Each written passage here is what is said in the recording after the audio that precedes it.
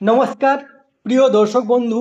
পশ্চিমবঙ্গ রাজ্যের সরকারি কর্মচারী ও পেনশনারদের জন্য পঞ্চম পে কমিশনের আওতায় 2009 থেকে 2019 পর্যন্ত যে বকেয়া 25% ডিএ আছে, সেই ডিএ দেওয়ার জন্য রাজ্য সরকার বাজার থেকে ঋণ নিচ্ছে।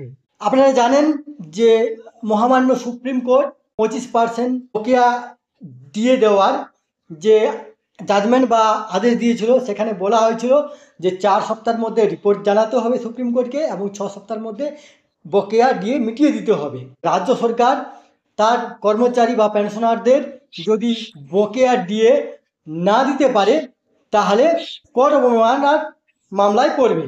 এই নিয়ে দেখুন পত্রিকাতে কী লিখেছে। ডিএ দিতে বাজার থেকে ঋণ নেওয়ার পথে রাজ্য।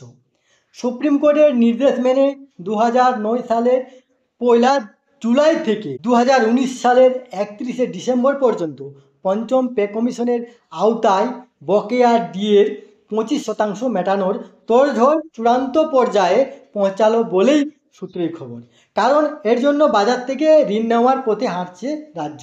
কত পরিমাণ ঋণ নেওয়া হচ্ছে তা এখনও পরিষ্কার না হলেও রাজ্য ডিএ দিতে মার্কেট ব্রোয়িংয়ের পথেই হাঁটছে বলে নবান্নের ঘনিষ্ঠ মহল সূত্রে জানা গিয়েছে। ফলে ডিএ দেওয়ার ক্ষেত্রে ধোঁয়াশা অনেকটাই কাটলো বলে মোট সরকারি কর্মচারীদের একটি বড় অংশের।